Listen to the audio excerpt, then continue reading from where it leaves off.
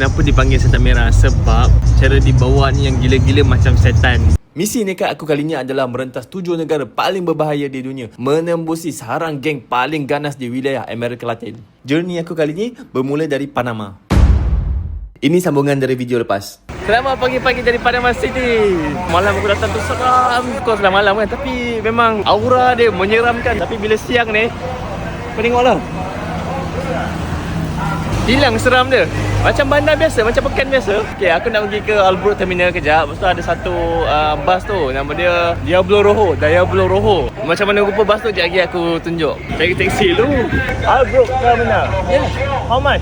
$2. Okay, let's go. Yang ini. First thing first, aku tak faham dia punya sistem macam mana nak naik bas ni. Aku dapat beli kad untuk melepas keluar. Tapi lepas tu batu apa ya? Aku dah berjaya keluar ke bahagian nak naik ni. Aku tinggal lagi nak naik je. Nak naik pun pening.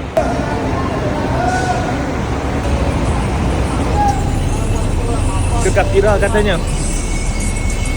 Aku masuk je lah.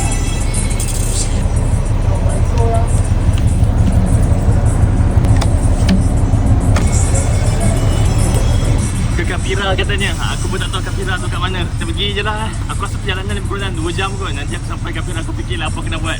Selamat ke tak? Aku rasa selamat. Pasal belakang ada budak, depan ada budak, kiri kanan ada budak, ada perempuan naik.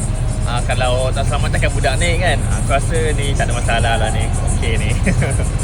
Cuma aku nak rasa Diablo Rojo yang diperkatakan tu macam mana. Kalau naik express macam sebelah, tak best. Tak rasa. Dia kena yang ni juga. Diablo Rojo bermaksud setan merah ataupun Red Devil. Bas jenis ni dipanggil Diablo Rojo sebab gaya pemanduan dia yang ganas, agresif, brake mengejut, memotong zigzag, speeding tahap berbahaya. Senang cerita, selagi ada peraturan, semua dia langgar macam setan.